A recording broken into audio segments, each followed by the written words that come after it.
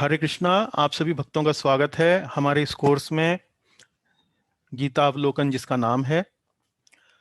आज हम अपनी 29वीं कक्षा कर रहे हैं और आज की ये कक्षा मैं सीधा सीधा भगवत गीता के अध्याय 5 पर न लेते हुए दो बड़े महत्वपूर्ण विषयों पर आज मैं ये कक्षा रखने वाला हूँ, जिसमें पहला विषय है विभिन्न प्रकार के योग और दूसरा विषय है भगवान को जानने की 3 अवस्थाएं। जैसा कि पहले भी इस कक्षा में कई बार चर्चा हो चुकी है, हम लोग कर्म योग, ध्यान योग, ज्ञान योग और भक्ति योग के बारे में इस गहराई से थोड़ा चर्चा कर चुके हैं। लेकिन आज एक बार फिर से हम अलग अलग इन सारे योगों को एक बार कंप्लीटनेस में देखेंगे, टोटलिटी में देखेंगे, क्योंकि ये भगवत गीता के चर्चा का एक महत्वपूर्ण हिस्सा है, या यूं कहिए कि भगवत गीता का एक मेन विषय ये 3 प्रकार ये जो विभिन्न प्रकार के योग हैं, ये भगवत गीता का विषय है। और उसके बाद हम भगवान को जानने की 3 अवस्थाएं, हम ब्रह्म क्या होता है, परमात्मा क्या होता है, भगवान क्या होता है, इसके बारे में बीच बीच में अपनी कक्षाओं में संक्षेप में थोड़ा थोड़ा चर्चा कर चुके हैं, लेकिन विस्तार से या एक टॉपिक के रूप में इसकी चर्चा हमने पहले कभी नहीं करी है। बीच बीच में कुछ भक्तों ने इस बारे में प्रश्न भी पूछे हैं, लेकिन आज थोड़ा चर्चा विस्तार से करेंगे। और ये सब चर्चा विस्तार से करने का एक कारण ये है कि ये जो 5वां अध्याय और 6वां अध्याय जो है, इनको समझना और ज़्यादा आसान हो जाएगा जब जब हमें ये विभिन्न प्रकार के योग और भगवान को जानने की 3 अवस्थाएं अच्छे से मालूम होंगी। कक्षा का आरंभ मंगलाचरण प्रार्थनाओं से करते हैं। ओम अज्ञानतिमिरन्धस्य ज्ञानञ्जनशलाकया चक्षुरुन्मीलितं येन तस्मै श्रीगुरवे नमः। जय श्री कृष्ण चैतन्य प्रभु नित्यानंद, श्री अद्वैत गदाधर श्रीवासादि गौरभक्तवृंद। हरे कृष्ण कृष्ण कृष्ण। ओम अज्ञानतिमिरन्धस्य ज्ञानाञ्जनशलाकया चक्षुरुन्मीलितं येन तस्मै श्रीगुरवे नमः। श्रीचैतन्यमनोभीष्टं स्थापितं येन भूतले स्वयं रूप कदा मह्यं ददाति स्वपदान्तिकं। वन्देऽहं श्रीगुरोः श्रीयुतापदकमलं, श्रीगुरून् वैष्णवांश्च श्रीरूपं साग्रजातं सहगण रघुनाथान्वितं तं सजीवं साद्वैतं सावधूतं परिजनसहितं कृष्णचैतन्यदेवं श्रीराधाकृष्णपादान् सहगण ललिता श्रीविशाखान्वितांश्च। हे कृष्ण करुणा सिंधो दीनबंधो जगत्पते, गोपेश गोपिका कांत राधा कांत नमोस्तुते। तप्त कांचन गौरांगी श्रीराधे वृंदावनेश्वरी, वृषभानुसुते देवी प्रणमामि हरिप्रिये। वाञ्छाकल्पतरुभ्यश्च कृपा सिन्धुभ्य एव च पतितानां पावनेभ्यो वैष्णवेभ्यो नमो नमः। जय श्री कृष्ण चैतन्य प्रभु नित्यानंद, श्री अद्वैत गदाधर श्रीवासादि गौरभक्तवृंद। हरे कृष्णा कृष्ण कृष्णा हरे हरे, हरे राम राम राम हरे हरे। जैसा कि मैंने कक्षा के आरंभ में थोड़ी सी भूमिका आपको बनाई कि आज हम कक्षा गीता के अध्याय से सीधा सीधा ना लेते हुए गीता के 2 महत्वपूर्ण विषयों को आज हम यहाँ पर उठाने वाले हैं। पहला है विभिन्न प्रकार के योग और दूसरा है भगवान को जानने के 3 अलग अलग स्तर। तो इन दोनों विषयों पर जाने से पहले थोड़ा सा हम भगवत गीता के संवाद का एक संक्षिप्त विश्लेषण करेंगे। ब्रीफली छोटा सा एक एनालिसिस करेंगे कि वास्तव में भगवत गीता में जो संवाद हो रहा है अर्जुन और भगवान श्री कृष्ण के बीच में, ये संवाद वास्तव में इसका जो एक दूर हटकर अगर हम इसको देखते हैं तो वास्तव में चल क्या रहा है, ये डिस्कशन हो किस बात का रहा है, भगवान श्री कृष्ण अर्जुन को समझा क्या रहे हैं। यदि अंग्रेजी में कहा जाए तो ये समझिए कि इसका बिग पिक्चर एनालिसिस क्या है। दूर से अगर हम देखें इसे तो ये संवाद वास्तव में क्या हो रहा है। तो गीता के संवाद का ये एक उच्च स्तरीय विश्लेषण है। मतलब किसी चीज को अगर आपको 10 किलोमीटर की ऊंचाई से अगर देखना हो तो वो ऊपरी तौर पर कैसी दिखाई देगी, एक तरीके से ये समझिए कि हम उस बात पर चर्चा करने वाले हैं। तो गीता का जो आरंभ होता है इस संवाद का, वो अर्जुन की एक समस्या के साथ होता है। और वो समस्या क्या है? वो समस्या है कि अर्जुन इस बात के धर्म संकट में है कि वो युद्ध करे या ना करे। उसको ये धर्म संकट किस वजह से है? क्योंकि सामने जो अब युद्ध करने वाले लोग हैं, वो उसके अपने ही हैं, उसके सगे संबंधी हैं, उसके पितामह हैं, उसके गुरु हैं। अर्जुन की ये जो समस्या है, वास्तव में उसका कारण क्या है? अर्जुन ने इससे पहले कई युद्ध करे हैं और हर युद्ध में उसने विजय हासिल करी है। उन किसी भी युद्धों में उसको ये समस्या नहीं हुई कि मैं युद्ध करूं या ना करूं। वास्तव में और जो पहले के युद्ध करे हैं उनमें अर्जुन ने बड़ी तत्परता से और बड़ी कार्यकुशलता से, बड़ी वीरता से उन सभी युद्धों में विजय प्राप्त करी है। लेकिन आज ये एक जो विशेष युद्ध है, जो उसके जीवन का सबसे महत्वपूर्ण युद्ध है, उसमें वह कमजोर पड़ जाता है। तो वास्तव में उसकी समस्या का कारण क्या था? उसकी समस्या का मूल कारण था उसके मन में आई हुई गंदगी। गंदगी का मतलब दोष। और वो दोष क्या था? वो दोष ये था कि जो सामने उसके जो शत्रु थे, वो उनके मोह की वजह से अपना कर्तव्य जो था वो भूल रहा था। तो मन की गंदगी के बारे में हम कैसे कह सकते हैं? क्योंकि भगवान श्री कृष्ण यहाँ भगवत गीता के दूसरे अध्याय के दूसरे श्लोक में कहते हैं, जब अर्जुन अपना सब कारण भगवान को बता चुका है, तो अर्जुन भगवान के सामने कहते, भगवान अर्जुन से कहते हैं, कुतस्त्वा कश्मलम इदम। कश्मलम इदम, कश्मलम मतलब गंदगी या अज्ञान। तो ये अज्ञान किस बात का था? ये गंदगी किस बात की थी? ये कश्मलम किस बात का था? ये उसके भीतर मन में जो मोह था अपने सगे संबंधियों को लेके, ये जो आसक्ति थी अपने सगे संबंधियों की, ये वास्तव में अर्जुन की समस्या का कारण थी। तो हम भगवत गीता में ये समझ सकते हैं कि भगवत गीता को जब हम दूर से खड़े होकर देखते हैं, तो भगवत गीता एक इस प्रकार का ग्रंथ है जो हमारे मन के अंदर जो दोष छिपे हुए हैं, जैसे काम, क्रोध, लोभ, मोह, मद, मत्सर्य। तो इन 6 में से जो मोह था, है, काम, क्रोध, लोभ, मोह, तो मोह जो अर्जुन को हुआ था वो उसके हृदय की दुर्बलता का कारण बन रहा था। इसी प्रकार से ये जो 6 विकार जो हमारे मन पर चढ़े रहते हैं, ये भी हमारे जीवन में हमारी समस्याओं का मूल कारण बनते हैं। तो भगवत गीता में इन समस्याओं को दूर करने का एक निदान बताया गया है। भगवान श्री कृष्ण अर्जुन की समस्या सुनते हैं, अर्जुन की समस्या सुन के उसका एनालिसिस करते हैं, उसका डायग्नोसिस करते हैं, और वो कहते हैं कि ये समस्या तुम्हारे मन में इसलिए है क्योंकि तुम्हारे मन में दोष आ गया है, और वो दोष है तुम्हारे सगे संबंधियों की आसक्ति का। तो फिर भगवत गीता में अब भगवान श्री कृष्ण अर्जुन को उन सब दोषों को दूर करने का बताते हैं कि ये दोष वास्तव में आए कहाँ से। मन में ये जो कश्मलम है, ये मन में जो कलमश उत्पन्न हुए हैं, ये आए कहाँ से उन अर्जुन के मन में? तो इसका उत्तर भगवान श्री कृष्ण अर्जुन को देते हैं तीसरे अध्याय में।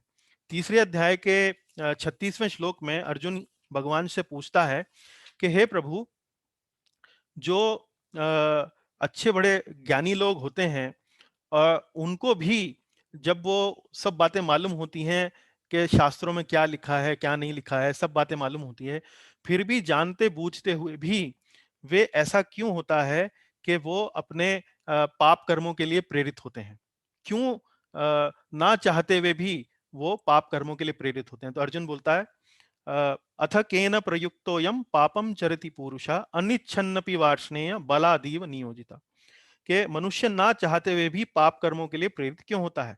ऐसा लगता है कि उसे बलपूर्वक उनमें लगाया जा रहा हो। तो भगवान उसका उत्तर देते हैं कि भाई, ये रजोगुण से उत्पन्न काम और क्रोध हैं, जो आपके मन में जो ये गंदगी है, ये जो मैल है, ये मन में उत्पन्न काम और क्रोध के कारण उत्पन्न होता है। अच्छा, अब इस गंदगी को दूर करने का उपाय क्या है? इस गंदगी को दूर करने का उपाय भगवान श्री कृष्ण बताते हैं कि ये अलग अलग प्रकार की योग प्रक्रियाएं जो हैं, शास्त्रों में बताई गई हैं, इनसे, इनके माध्यम से हम अपने मन में ये जो मैल छिपे हुए हैं, इनको दूर कर सकते हैं। तो ये जो मेन बात जो मैं यहाँ पर आपको बता रहा हूँ, ये पूरी भगवत गीता में अलग अलग योग प्रक्रियाओं के बारे में यहाँ पर चर्चा है। निष्काम कर्म योग, ज्ञान योग, ध्यान योग, भक्ति योग, इस प्रकार से अलग-अलग योग प्रक्रियाएं जो हैं वो बताई गई हैं। तो ये समझिए कि अगर इसकी तुलना एक साधारण जीवन में अगर किसी बीमार व्यक्ति से की जाए, तो बीमार व्यक्ति एक तरीके से कह लीजिए कि ये जो उसकी बीमारी है, उसको बुखार हो गया है, उसको कोई जुकाम हो गया है, दर्द हो गया है, कहीं तकलीफ हो गई है, तो वो तो काम, क्रोध, लोभ, मोह, मद, मत्सर्य, ये जो 6 प्रकार के विकार हैं, इनको 6 बीमारियां कह लीजिए। और अलग-अलग प्रकार के ये जो योग हैं, इनको आप जो अलग-अलग प्रकार की चिकित्साएं पद्धति होती हैं, जैसे आयुर्वेद हो गई, एलोपैथ हो गई, है, नेचुरोपैथ हो गई, इस प्रकार से ये अलग-अलग प्रकार की ये चिकित्सा पद्धतियां हैं। तो गीता में वास्तव में हमारे मन के ऊपर ये जो बीमारी है, काम, क्रोध, लोभ, मोह की, इनको हम अलग-अलग चिकित्सा पद्धतियों या योग पद्धतियों के माध्यम से, जिनको हम कर्म योग, ध्यान योग, ज्ञान योग और भक्ति योग के माध्यम से जानते हैं, उनके माध्यम से इन गंदगियों को, इन बीमारियों को दूर कर सकते हैं। अब इनमें कौन-सी प्रक्रिया श्रेष्ठ है? इसमें कर्मयोग श्रेष्ठ है, इसमें ध्यान योग श्रेष्ठ है, इसमें ज्ञान योग श्रेष्ठ है। कौन-सी प्रक्रिया श्रेष्ठ है? इसको लेकर चर्चा गीता जो हो रही है, वो वास्तव में गीता का एक मुख्य विषय है। अर्जुन को एक समस्या है। अर्जुन की समस्या उसके हृदय पर पड़ी हुई बीमारियों के कारण है। उन बीमारियों का इलाज अलग-अलग प्रकार से किया जा सकता है। वो अलग-अलग प्रकार हैं, ज्ञान योग, कर्म योग, ध्यान योग और भक्ति योग। और भगवत गीता में कौन सा योग अर्जुन जो है वो अपने लिए चुने, भगवान श्री कृष्ण इसकी चर्चा भगवत गीता में उससे करते हैं। तो तीसरे अध्याय में आपने देखा होगा कि भगवान ने कर्म योग, ज्ञान योग, कर्मकांड इत्यादि के बारे में चर्चा करी। फिर चौथे अध्याय में एक बार फिर से वो कर्मयोग के बारे में चर्चा करते हैं, और अब पांचवें अध्याय में एक बार फिर कर्मयोग और ज्ञान योग की तुलना वो कर रहे हैं। अब हम इस भूमिका के बाद ये समझते हैं कि ये अलग-अलग प्रकार की जो योग प्रक्रियाएं हैं, ये कौन-कौन सी हैं। विभिन्न प्रकार की योग प्रक्रियाएं, इनको जानने के लिए थोड़ा सा एक इसकी भी भूमिका समझते हैं। अध्याय 6 में जो ध्यान योग पर है, भगवान श्री कृष्ण कहते हैं कि हमें योगी बनना चाहिए। तो ये जो योग प्रक्रियाएं हम बता रहे हैं, इसमें वास्तव में योग का अर्थ क्या है? योग शब्द जो है उसका अर्थ क्या है? किंतु योगी कौन है?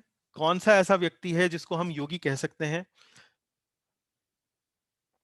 इस संदर्भ में अनेक भ्रांतियां हैं।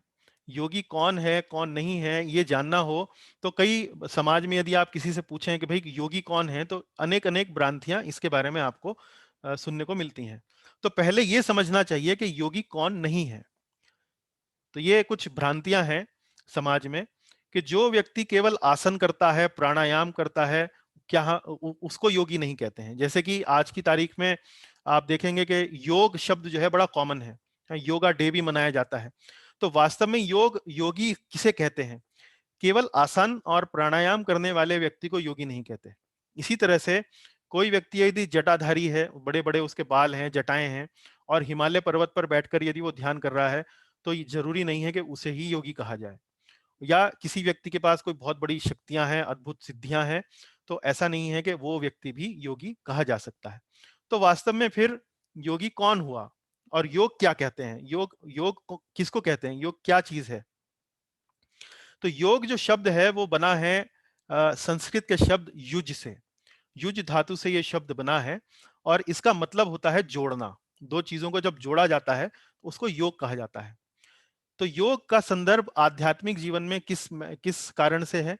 आध्यात्मिक जीवन में योग का मतलब है जब आत्मा और भगवान का संबंध पुनः जब उसको जोड़ा जाता है, तो उसे योग कहते हैं। तो ये जितनी भी प्रक्रियाएं हैं, जिसे हम कर्म योग कहते हैं, ज्ञान योग कहते हैं, ध्यान योग कहते हैं, भक्ति योग कहते हैं, जितने भी 4 योग हैं, ये वास्तव में जीवात्मा को परमात्मा से या भगवान से जोड़ने के साधन हैं। और जब जीवात्मा और परमात्मा का जुड़ाव हो जाता है, जब कनेक्शन हो जाता है, जब वो एक ही सुर में चलने लगते हैं, या एक ही सुर में जीवात्मा परमात्मा के सुर में अपना जीवन व्यतीत करने लगता है, तब वास्तव में कहा जाता है कि वो एक योगी बन गया है। और हमें योग क्यों करना चाहिए? योग हमें इसलिए करना चाहिए क्योंकि योग करने के बाद, या योग के माध्यम से भगवान से जुड़ने के बाद, या परमात्मा से जुड़ने के बाद, हम वास्तव में सही मायने में सुखी हो सकते हैं। इस समय हमारी स्थिति ऐसी है कि हम भगवान से अलग हो चुके हैं। हम भगवान के प्रति अपना जो संबंध है, अपना जो प्रेम का जो उनके साथ रिलेशनशिप है, उस प्रेम के रिलेशनशिप को हम खो चुके हैं। तो योग करने के माध्यम से हम पुनः वह एक बार जो हमारा प्रेम का संबंध है, जो एक रिलेशनशिप है, उनसे जोड़ लेते हैं। तो ये तो वास्तव में ये समझिए कि योग का एक मोटा-मोटा एक इंट्रोडक्शन हुआ, एक प्रस्तावना हुई। अब हम देखेंगे कि अलग-अलग प्रकार के योग कौन से हैं। ये यहाँ पर एक चार्ट मैं आपको दिखा रहा हूँ, जिसमें आप ये समझेंगे कि कितने प्रकार के योग हैं।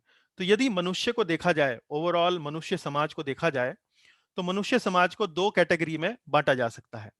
पहली कैटेगरी है आसुरी और दूसरी कैटेगरी है दैवी। दैवी मतलब डिवाइन। आसुरी लोग वो होते हैं जो शास्त्रों की अवहेलना करते हैं, शास्त्रों को मानते नहीं हैं। और दैवी लोग वो होते हैं जो शास्त्रों के अनुसार चलते हैं। अब वो अलग-अलग कैटेगरी, इनमें देवियों में अलग-अलग कैटेगरी आप फिर से देख सकते हैं। देवी में जो सबसे पहली कैटेगरी है, वो है कर्मकांडी। दूसरी कैटेगरी है सकाम कर्मी। तीसरी कैटेगरी है निष्काम कर्मी। चौथी है ज्ञान योगी। पांचवी है ध्यान योगी और छठी है भक्ति योगी। तो अ, ये हमने देखा कि 2 कैटेगरी हैं, आसुरी और दैवी। और दैवी में अलग-अलग हमने यहाँ पर आपके सामने 6 श्रेणियों के व्यक्ति आपको दिखाए, जिसमें कर्मकांडी, सकाम कर्मी, निष्काम कर्मी, ज्ञान योगी, ध्यान योगी और भक्ति योगी शामिल हैं। तो ये समझिए कि आसुरी का तो भगवान से कोई लेना-देना नहीं, लेकिन दैवी जो हैं, वो अलग-अलग स्तर पर, अलग-अलग तरीके से भगवान से जुड़ने का प्रयास करते हैं। और जिन-जिन तरीकों से वो जुड़ने का प्रयास करते हैं, वो 6 श्रेणियाँ, 6 कैटेगरीज़ मैंने आपको यहाँ पर लिस्ट करके आपको दिखाई हैं। सबसे पहले हम आसुरी व्यक्तियों के बारे में समझने का प्रयास करेंगे। आसुरी व्यक्ति कौन है? आसुरी व्यक्ति नास्तिक होते हैं, उनका भगवान में विश्वास नहीं होता है। पाप और पुण्य में वो भेद नहीं करते हैं। कर्म के सिद्धांत में वो विश्वास नहीं करते हैं। मान लीजिए मैं किसी के साथ गलत करूं और मेरे साथ गलत होगा, इस सिद्धांत में वो विश्वास नहीं करते हैं। उनकी जीवन में एक ही नीति रहती है, खाओ पियो और मजा करो। तो ये आसुरी हैं, इनका भगवान से कोई लेना देना नहीं, इनका धर्म से कोई लेना देना नहीं, इनका पाप पुण्य से कोई लेना देना नहीं। तो ये तो एक अलग श्रेणी हो गई। जो दूसरी श्रेणी है जिसमें दैवी आते हैं, उसमें पहली जो कैटेगरी है वो है कर्मकांडी। अध्याय 3 में हम कर्मकांडी लोगों के बारे में काफी चर्चा कर चुके हैं। तो ये कर्मकांडी जो होते हैं, वास्तव में ये धार्मिकता की तरफ उनका एक पहला कदम है। मान लीजिए कोई व्यक्ति है जो नास्तिक है, लेकिन उसका धीरे-धीरे, थोड़ा-थोड़ा भगवान में विश्वास बढ़ने लगा है और वो सोचने लगा है कि हाँ, यदि मैं कुछ नियमों का पालन करूँगा या कुछ विधि-विधानों का पालन करूँगा तो मुझे कोई सुख मिलेगा, कोई मेरी इच्छाएँ पूरी होंगी, कामनाएँ पूरी होंगी। तो ये कर्मकांडी का मतलब क्या है? धार्मिकता के प्रति या भगवान के प्रति एक तरीके से वो एक पहला कदम उठाते हैं। वो पहला कदम उठाते ज़रूर हैं, लेकिन उनका जो मकसद होता है वो आध्यात्मिक नहीं होता है। वो ये नहीं है कि उन्हें अपने जीवन में कोई परलोक जाना है या इस जीवन को त्याग कर किसी दूसरे लोक में अच्छे जीवन को अपनाना है, ऐसा कुछ नहीं होता है। मात्र केवल अपनी कामनाओं की पूर्ति के लिए, लेकिन कामनाओं की पूर्ति आसुरी तरीके से नहीं, धार्मिक तरीके से वो अपनी कामनाओं की पूर्ति करते हैं, इसलिए वो आसुरी लोगों से श्रेष्ठ हैं। उनका शास्त्रों में विश्वास होता है, वे देवताओं के उपासक होते हैं। तो हमने अध्याय 3 में देखा था कि भई कैसे भगवान श्री कृष्ण अर्जुन को समझाते हैं कि यदि तुम कर्मयोग नहीं कर सकते हो, तो तुम कर्मकांड के विधि-विधानों का पालन करो और यज्ञ करो। यज्ञ करने से देवता प्रसन्न होंगे और देवता जब प्रसन्न होंगे वो तुमको जो तुम्हारी मनोकामनाएँ हैं वो पूरी करेंगे। तो ये जो विधान है, यज्ञ का जो विधान है, कामनाओं की पूर्ति का शास्त्रों के अनुसार जो विधान है, वो भगवान श्री कृष्ण ने ही बनाते हैं। और आप यहाँ दाहिने हाथ पे जो चित्र है उसमें दिखाया जा रहा है कि कैसे अलग-अलग प्रकार के देवी-देवता जो हैं अ मानव की या मनुष्य की अलग-अलग प्रकार की इच्छाओं की पूर्ति करते हैं। यहाँ पर चंद्र को दिखाया गया है, इंद्र, सूर्य, वरुण और लक्ष्मी जी। तो इंद्र जो है वर्षा देकर प्रचुर मात्रा में अन्न, फल, फूल इत्यादि प्रोड्यूस करते हैं, उससे मनुष्य अपनी जीवन की आवश्यकताएं पूरी कर सकता है। इसी प्रकार से सूर्य जो है वो प्रकाश देकर मनुष्य की आवश्यकताएं पूरी कर सकता है। तो ये कर्मकांडी लोग हो गए। अब कर्मकांडी से हम एक स्तर ऊपर चलते हैं, ये एक स्टेप ऊपर है। कर्मकांडी व्यक्ति, उसकी आध्यात्मिक जीवन में कोई रुचि नहीं होती, उसका इस बारे में कोई ज्यादा इंटरेस्ट नहीं होता है कि मुझे इस जन्म के बाद दूसरा जन्म लेना है और दूसरे जन्म में मुझे दोबारा से ऐसी जगह जाना है जहां मुझे बेहतर सुविधाएं मिलें या मैं जन्म ही ना लूं। तो परलोक की कामना वो नहीं करता है कर्मकांडी। किंतु कर्मयोग यानी कि सकाम कर्मी, कर्मयोग लेकिन सकाम, ये अब एक कर्मकांडी से एक लेवल ऊपर है। वो एक लेवल ऊपर क्यों है? कर्मकांडी को परलोक का कोई आइडिया नहीं होता है, लेकिन ये जो सकाम कर्मयोगी है, जो फल की इच्छा से काम करता है, लेकिन उसका जो उद्देश्य होता है काम करने का वो आध्यात्मिक होता है। आध्यात्मिक से क्या मतलब? वो कार्य जरूर करता है और फल की इच्छा भी रखता है, लेकिन उस फल से वो उसका एक भाग त्यागता भी है। वो कहीं डोनेशन देगा, कहीं कोई अनाथालय बनवाएगा, कहीं कोई प्याऊ खुलवा देगा, कहीं कोई अच्छा इस प्रकार का पुण्य का कोई काम करेगा। तो इस तरह से करने से वो धीरे धीरे अपना परलोक का रास्ता जो है वो थोड़ा थोड़ा स्ट्रांग करता है, प्रशस्त करता है, उसे बढ़िया बनाता है। हाँ? ये व्यक्ति जो है उसका उद्देश्य आध्यात्मिक होता है, लेकिन वो कर्म से आसक्त होता है और कर्म के फल से भी आसक्त है। कर्म से आसक्त से क्या मतलब? मान लीजिए वो टीचर का जॉब करता है, तो वो टीचर का जॉब छोड़ना नहीं चाहेगा, वो चाहेगा कि मुझे टीचिंग का ही जॉब करते रहने दिया जाए। कर्म फल से आसक्त मतलब जो टीचिंग का जॉब करते हुए उसको सैलरी मिल रही है, जो वेतन मिल रहा है, वो उससे भी आसक्त रहता है। अब कर्मयोग जो सकाम सकाम लेवल पर है, उससे अगला जो स्टेप है, उससे एक लेवल जो ऊपर है, वो है निष्काम कर्मयोग। निष्काम कर्मयोग में बाकी सब चीजें लगभग लगभग वही हैं जो सकाम कर्मयोगी करता है, लेकिन ये जो व्यक्ति है ये कर्म फल से आसक्त नहीं होता है। कर्म फल से आसक्त मतलब कि यदि कोई टीचर का जॉब करता है, उसे सैलरी मिलती है, तो वो उससे आसक्त नहीं रहता है। वो यदि चाहे तो वह उस वेतन को या उस लाभ को जो उसे मिल रहा है, उसको मिले बिना ही वो टीचिंग का जॉब भी कर सकता है कि भाई मुझे तो बच्चों को पढ़ाना है, बच्चों के भविष्य को बनाना है, देश के भविष्य को बनाना है। इस प्रकार की भावना से वो कर्म जो है वो अपना करता रह सकता है। लेकिन कर्म फल से आसक्त नहीं होता, किंतु कर्म से फिर भी आसक्त वो रहता है। कर्म से आसक्त से क्या मतलब है कि यदि वो टीचिंग का जॉब कर रहा है, तो वो चाहेगा कि वो टीचिंग का जॉब करता रहे। अगर कोई उससे कहे कि तुम टीचिंग का जॉब छोड़ के कोई और जॉब कर लो, कहीं और तुम सेवा कर लो, तो उसको थोड़ा सा दिक्कत होती है। तो ये जो निष्काम कर्म योगी है, जैसा कि हम यहाँ पर जो दाईं हाथ पे जो स्क्रीन है उस पे आपको दिखा रहे हैं, वर्णाश्रम धर्म के अनुसार कोई ब्राह्मण है, कोई क्षत्रिय है, कोई वैश्य है, कोई शूद्र है। तो ये अलग अलग प्रकार के ये जो कर्म योगी हैं, ये यदि निष्काम भावना से अपना कर्म करते हैं, तो ये मोक्ष और निराकार ब्रह्म की प्राप्ति कर सकते हैं। अब मोक्ष क्या है और निराकार ब्रह्म क्या है, ये हम थोड़ी देर बाद हम देखेंगे, जब हम इस विषय पर चर्चा करेंगे कि भगवान को समझने के 3 स्तर कौन-कौन से हैं, जो 3 अवस्थाएं हैं, वो कौन-कौन सी हैं। तब हम इस बारे में बात करेंगे।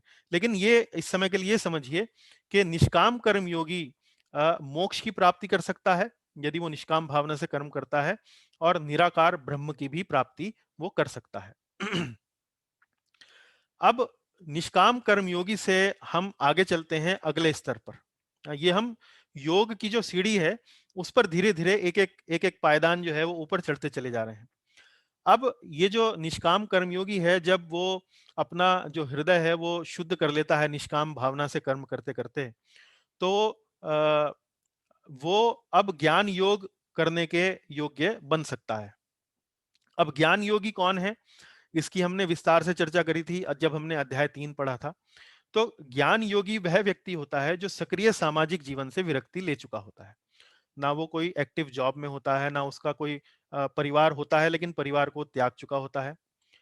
उसका जो हृदय है उस पर जो ये काम, क्रोध, लोभ, मद, मोह, इनकी जो परत जो चढ़ी हुई रहती है, इस गंदगी की जो परत जो चढ़ी रहती है, उससे वो काफी हद तक, ना पूरी तरह नहीं लेकिन काफी हद तक उनसे छुटकारा पा चुका है।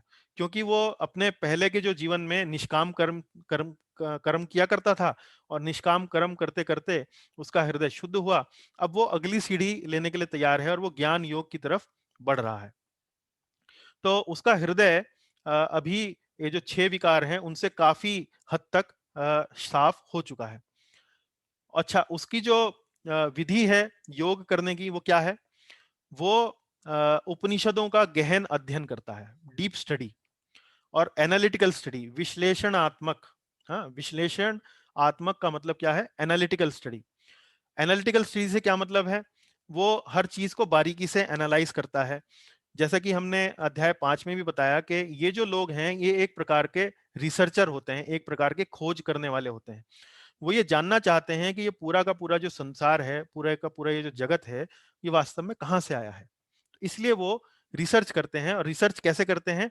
उपनिषदों का अध्ययन करते हुए वो प्रकृति के हर एलिमेंट को बारीकी से समझने का प्रयास करते हैं। हर एलिमेंट को सोचते हैं, इस बात को सोचते हैं कि कहीं परम सत्य ये तो नहीं, कहीं हर चीज जो है इस जगत में जो आई है, कहीं इस एलिमेंट से तो नहीं आई है। तो इसी इसी प्रक्रिया को वो बोलते हैं नेति नेति, ना इति ना इति। ना इति ना इति मतलब ये प्रोसेस ऑफ निगेशन है। प्रोसेस ऑफ निगेशन मतलब वो देखते हैं कि भाई ये पूरा का पूरा जो जगत है वो पंच महाभूतों से बना हुआ है। पंच महाभूतों से बना होने के कारण, जैसे जल, अग्नि, पृथ्वी, वायु, आकाश, कहीं परम सत्य जल तो नहीं, कहीं परम सत्य पृथ्वी तो नहीं, कहीं परम सत्य अग्नि तो नहीं। तो वो धीरे धीरे पाते हैं कि भाई नहीं, परम सत्य अग्नि नहीं है, परम सत्य जल नहीं है, परम सत्य पृथ्वी नहीं है, तो क्या है? इस तरह से विश्लेषणात्मक अध्ययन करते करते वो परम सत्य की खोज करते हैं और निराकार ब्रह्म के ऊपर ध्यान करते हैं। निराकार ब्रह्म हमने निष्काम कर्मयोगी के विषय में भी आपको भी थोड़ी देर पहले बताया था। और निराकार ब्रह्म क्या होता है हम थोड़ी देर बाद अभी सीखने वाले हैं। निराकार ब्रह्म के ऊपर बात करते हैं। निराकार ब्रह्म मतलब भगवान का निराकार स्वरूप, है, निराकार रूप, उसको उस पर ध्यान करते हैं। और ये लोग भी मोक्ष या निराकार ब्रह्म की प्राप्ति कर सकते हैं। निराकार ब्रह्म की प्राप्ति मतलब भगवान का जो निर्विशेष रूप है, भगवान का जो इम्पर्सनल फॉर्म है, वहां तक ये पहुंच सकते हैं। अच्छा, ये इंडिपेंडेंट प्रोसेस नहीं है, ये कंप्लीट प्रोसेस नहीं है अपने आप में ज्ञान योग। ये आगे चलकर इसको ध्यान योग करना पड़ता है ज्ञान योगी को। ध्यान योग के बाद भक्ति योग की उसको प्रक्रिया लेनी होती है, ताकि वो अपना एक पूरा का पूरा जो योग की जो सीढ़ी है उस पर पूरे तरीके से वो चढ़ सके। तो दाहिने हाथ पे आप देखिए कि एक ज्ञान योगी दिखाया गया है जो निराकार पर ध्यान लगाए हुए है। वो भगवान के निर्विशेष रूप पर, भगवान की ऐसी फॉर्म पर जिसका कोई आकार नहीं है, जिसका कोई रूप नहीं है, गुण नहीं है, उस पर वो ध्यान लगाता है। तो ये ज्ञान योगी हो गया। आगे चलते हैं। अब ये जो योग की प्रक्रिया है ये अष्टांग योग है। अष्टांग योग के बारे में हम भगवत गीता के अध्याय 6 में पढ़ेंगे। इसकी डिटेल हम वहां पर पढ़ेंगे, लेकिन अभी ब्रीफली यहां पर थोड़ी सी चर्चा अवश्य करेंगे। तो अष्टांग योगी, इस योग पद्धति का वर्णन कहाँ आता है? पतंजलि के योग सूत्र नामक एक पुस्तक है, पतंजलि योग सूत्र, उसमें अष्टांग योग का वर्णन आता है। इसे हम राजयोग भी कहते हैं, इसे हम हठ योग भी कहते हैं, कई बार इसे हम ध्यान योग भी कहते हैं। और इसमें दो अवस्थाएं होती हैं। पहली एक बिगिनिंग की स्टेज होती है, दूसरी एडवांस स्टेज होती है। बिगिनिंग की जो स्टेज होती है उसको योगा रुरुक्षु कहते हैं। एडवांस स्टेज जो होती है उसको कहते हैं योग आरूढ़। आरूढ़ का मतलब है ऊपर, जैसे सीढ़ी पे चढ़ जाते हैं या रथ पर चढ़ जाते हैं तो उसको बोलते हैं ना आरूढ़ हो गया। तो उच्च अवस्था मतलब एडवांस स्टेज को बोलते हैं योग आरूढ़। जो बिगिनिंग की स्टेज है, आरंभिक जो स्टेज है, उसमें 4 स्टेप होते हैं: यम, नियम, आसन और प्राणायाम। इसको हठ योग का नाम भी दिया जाता है कई बार। यम, नियम, आसन, प्राणायाम ये सब शरीर से संबंधित है। तो अष्टांग योग में वास्तव में जो साधक है उसका जो मूल उद्देश्य है वो है अपने मन और इंद्रियों को संयम में करना, उनको वश में करना, और भगवान के निराकार रूप पर या भगवान के परमात्मा रूप पर जो हृदय में स्थित हैं उन पर ध्यान लगाना। जैसा कि आप यहाँ चित्र में देख रहे हैं कि एक ये अष्टांग योगी है, ये ध्यान योगी है, ये अपने हृदय के अंदर भगवान का जो विष्णु रूप है, चतुर्भुज विष्णु रूप है, उस पर ध्यान लगाता है। तो प्रारंभिक अवस्था में ये जो मन का और जो इंद्रियों का जो संयम है, वो शरीर के स्तर पर करता है। जैसे यम और नियम का मतलब हो गया डूज एंड डोंट्स। आसन और प्राणायाम आप जानते ही हैं, आजकल जो योग अभ्यास जो पॉपुलरली जो लोग बाग जानते हैं, वो आसन और प्राणायाम के नाम से। प्राणायाम कुछ ब्रीदिंग एक्सरसाइजेज होती हैं, आसन जो है वो कुछ शारीरिक के जो पोस्चर्स होते हैं जिनको करने से शरीर स्वस्थ रहता है, निरोगी रहता है। प्राणायाम करने से मन शांत रहता है। और यम और नियम में क्या होता है कि चोरी नहीं करनी है, झूठ नहीं बोलना है, हमेशा सत्य बोलना है, हमेशा साफ सफाई रखनी है शरीर की। इस प्रकार के ये कुछ यम और नियम होते हैं। तो शारीरिक स्तर से ये अष्टांग योग शुरू होता है और धीरे धीरे ये ध्यान की ओर बढ़ता है। अब ध्यान योग में क्या होता है, प्रत्याहार। प्रत्याहार में साधक एक जगह बैठता है और अपना ध्यान जो है वो एकाग्रचित्त करता है भगवान के रूप पर। धीरे धीरे जब ये ध्यान और गहरा हो जाता है तो इसका नाम पड़ जाता है धारण। और जब बिल्कुल गहरा हो जाता है तो इसको कहते हैं ध्यान। और फिर अंतिम इसकी जो स्थिति है वो है समाधि। इसके बारे में हम विस्तार से अध्याय 6 में चर्चा करेंगे। लेकिन इस योग पद्धति के लिए बड़े ही कठिन अनुशासन की आवश्यकता होती है। कलयुग में जहाँ पर बहुत सारी डिस्टरबेंसेस हैं, इस प्रकार से कहीं ना कहीं बाहर जाकर इतना गहरा ध्यान लगाना, इतना गहरा निराकार पर या भगवान के परमात्मा स्वरूप पर ध्यान लगाना बड़ा संभव नहीं हो पाता है। तो इसलिए ये योग जो है वो कलयुग के लिए एक तरीके से अव्यवहारिक है, इम्प्रैक्टिकल है। और इसका जो अंतिम परिणाम है, कुछ अष्टांग योगी निराकार ब्रह्म में लीन होते हैं और कुछ अष्टांग योगी जो हैं वो वैकुंठ लोकों की प्राप्ति कर सकते हैं। तो ये अष्टांग योग में और ज्ञान योग और निष्काम कर्म योग में एक मूल अंतर ये है कि निष्काम कर्म योग में और ज्ञान योग में जो मैक्सिमम डेस्टिनेशन एक साधक जो अचीव कर सकता है वो है निराकार ब्रह्म की प्राप्ति। लेकिन अष्टांग योग में वो ब्रह्म की प्राप्ति करने के साथ साथ वो और आगे भी जा सकता है। वो आध्यात्मिक जगत में जो वैकुंठ लोक हैं वहां पर भी वो जा सकता है। इसके अलावा कई बार देखा गया है कि जो अष्टांग योगी होते हैं वो अपनी साधना से कई बार भटकते हैं तो सिद्धियां प्राप्त करने में भी लग जाते हैं। सिद्धियों का मतलब ये है कि कुछ एक्स्ट्रा ऑर्डिनरी पावर्स जो वो अपने लिए चाहने लगते हैं, जैसे कि बहुत हल्का हो जाना, बहुत छोटा हो जाना, कहीं भी मन के विचार से कहीं भी पहुंच जाना। इस तरह से ये सिद्धियां भी अपनी इस योग प्रक्रिया के बल पर वो प्राप्त कर सकते हैं। और ये अंतिम योग की प्रक्रिया जो आपके सामने यहाँ मैं स्क्रीन पर डिस्प्ले कर रहा हूं वो है भक्ति योग। भक्ति योग में हम देखते हैं कि जो साधक होता है वो अ, इंद्रियों से भगवान की सेवा करता है।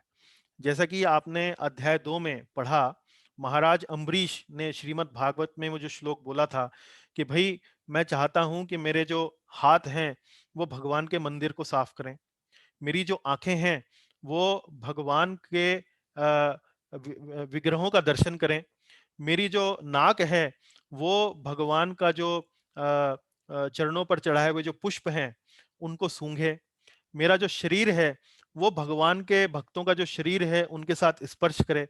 तो जो एक भक्ति योग होता है, भक्ति योगी जो होता है वो अपनी इंद्रियों के माध्यम से भगवान की सेवा करता है।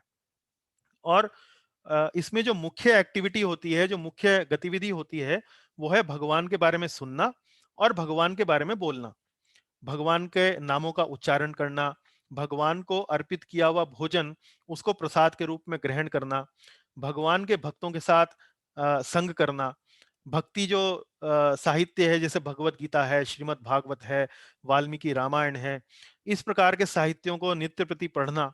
तो ये उसके भक्ति के मुख्य अंग होते हैं। ये करने में बड़ी सरल है, व्यवहारिक है। कोई भी व्यक्ति जो पारिवारिक जीवन में संलग्न है, कोई व्यक्ति इसमें कोई उम्र का भेद नहीं है, कोई इसमें कोई योग्यता की आवश्यकता नहीं है। कोई भी व्यक्ति जो भी थोड़ा बहुत समय निकाल सकता है, वो भक्ति योग की प्रक्रियाओं में या भक्ति योग की क्रियाकलापों में भाग ले सकता है। इस योगिक प्रक्रिया में जो एक सबसे महत्वपूर्ण जो बात है वो ये है कि भगवान का डायरेक्ट लाभ, जो भी भक्ति योगी होता है और भगवान के लिए वो प्रयास करता है, भगवान की जो कृपा है, उसका लाभ इस भक्ति योगी को सीधा-सीधा मिलता है। भगवान ऐसे व्यक्ति के जीवन में पर्सनल इंटरेस्ट लेते हैं क्योंकि ये सीधा-सीधा भगवान की भक्ति से जुड़ा रहता है। और जो सबसे बड़ा महत्वपूर्ण लाभ है वो ये है इसका गोल। गोल क्या है? ये निराकार ब्रह्म और वैकुंठ लोगों को उ मतलब उससे भी आगे जाते हुए प्रत्यक्ष भगवान का दर्शन प्राप्त कर सकता है। जो वैकुंठ लोगों में जो योगी जाते हैं या जो निराकार ब्रह्म में जो लीन होते हैं, उनको भगवान का दर्शन प्रत्यक्ष प्राप्त नहीं होता है। लेकिन जो भक्ति योगी है, उसको भगवान का जो दर्शन है वो प्रत्यक्ष प्राप्त हो सकता है। तो ये अलग-अलग योग प्रक्रियाएं आपके सामने बताने का तात्पर्य ये है ताकि आप भगवत गीता में जो मुख्य चर्चा है उसको एक बार ऊपरी तौर पर या एक ऊंचे स्तर से देखते हुए आप उन्हें मोटा-मोटा समझ जाएं, ताकि जब भी ये जो संवाद चलें, जैसे अध्याय 3 में संवाद चला जिसमें भगवान ने कर्म कांड, ज्ञान योग और कर्म योग की तुलना करते हुए विश्लेषण किया है। अध्याय 5 में अभी जो संवाद चल रहा है भगवान और अर्जुन के बीच में, उसमें वो ज्ञान योग और भक्ति योग के बारे में चर्चा कर रहे हैं। तो अध्याय 5 में वो ज्ञान योग का सांख्य योग भी कई बार कह देते हैं, उसे कई बार कर्म संन्यास योग भी कहा जाता है ज्ञान योग को। तो ये ज्ञान योग के अलग-अलग नाम हैं। लेकिन बताने का तात्पर्य ये है कि ये जब इन योगों के बारे में आप ब्रीफली थोड़ा-थोड़ा समझेंगे, तो भगवत गीता में जो संवाद चल रहा है, उसको आप गहराई से पकड़ पाएंगे। अब हम इस योग की सीढ़ी को देखते हैं और जो भी हमने अभी तक चर्चा करी है उसको थोड़ा सा समेटने का प्रयास करते हैं। इसमें जो योग की सीढ़ी दिखाई गई है, देखिए, जो सबसे बॉटम लेवल है वो है विकर्म। ये लोग वही हैं जो हमने अपने स्लाइड्स में आसुरी करके दिखाए थे अभी थोड़ी देर पहले। आसुरी मतलब जो किसी भी शास्त्र का पालन नहीं करते हैं, नास्तिक होते हैं, कर्म के सिद्धांत में विश्वास नहीं करते हैं। तो ये विकर्मी लोग हैं। तो यदि ये लोग कोई योग की प्रक्रिया में नहीं जुड़ते हैं, कुछ अपने जीवन में इस प्रकार का कार्य नहीं करते हैं, तो उनका जो डेस्टिनेशन है वो है लोअर प्लैनेट्स और स्पीसीज। लोअर प्लैनेट मतलब नीचे के लोकों में वो जाते हैं, जैसे पाताल लोक में चले गए या इस प्रकार के जो लोक बनाए हुए हैं उनमें जाते हैं। और कई बार इन्हें अच्छी योनि भी नहीं मिलती है, जैसे कि कोई पशु की योनि मिल जाएगी, कोई राक्षस की योनि मिल जाएगी, इस प्रकार की योनियां इनको मिलती हैं। लेकिन चलिए ये चीज बाद में चर्चा करेंगे। आप यहां पर देखिए कि विकर्मी के ऊपर हमने दिखाया है कर्मकांड। कर्मकांड मतलब अपनी इच्छाओं की पूर्ति करने के लिए जो शास्त्रों को थोड़ा बहुत पालन करते हैं। तो यदि वो इसी स्तर पर रहते हैं तो उनका अगला जन्म या तो पृथ्वी पर ही होगा या अधिक से अधिक उन्हें स्वर्ग की प्राप्ति हो सकती है। जैसे इंद्र जो स्वर्ग के राजा हैं, वहां पर जाकर वो अपना थोड़ा बहुत समय बिता सकते हैं। लेकिन स्वर्ग में जाने के बाद भी एक लंबी आयु बिताने के बाद भी अ, जब उनके पुण्य जो इस लोक में वो अर्पित करते हैं कर्मकांड करने के माध्यम से, जब वो पुण्य उनके क्षीण हो जाएंगे तो पुनः वे वापस एक बार पृथ्वी लोक पर वापस आ जाएंगे। तो अगला लेवल हमने बताया कर्म योग। तो हमने जो आपको बताया वो दो लेवल में बताया, सकाम कर्म योग और निष्काम कर्म योग।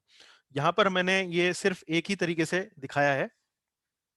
तो कर्मयोग का हमने बताया आपको कोई टॉप मोस्ट डेस्टिनेशन जो है वो पॉसिबल है, वो है निराकार ब्रह्म की प्राप्ति। हाँ, या यूं कहिए कि भगवान के निर्विशेष ब्रह्म ज्योति में लीन हो जाना, वो उसका टॉप मोस्ट डेस्टिनेशन है। लेकिन यदि कोई अपना प्रोग्रेस पूरी तरह से नहीं कर पाता है कर्मयोगी, तो उसके लिए जो अगले डेस्टिनेशन हैं, या तो उसको किसी अच्छे योगी के परिवार में जन्म मिलेगा, या वो स्वर्ग चला जाएगा, या किसी अच्छे ऊपर के लोक में जहां प्रजापति और ऋषिगण होंगे, वहां ऐसे इस प्रकार का जन्म एक कर्म योगी को अगले जन्म में मिल सकता है।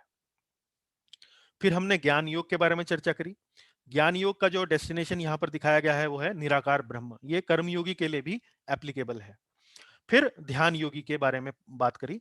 तो ध्यान योगी का हमने देखा कि जो टॉप मोस्ट डेस्टिनेशन है वो या तो निराकार ब्रह्म में लीन होते हैं या परमात्मा की प्राप्ति करते हैं। परमात्मा की प्राप्ति से मतलब जो अलग अलग वैकुंठ लोक हैं आध्यात्मिक जगत में, उन वैकुंठ लोकों में ये लोग जा सकते हैं।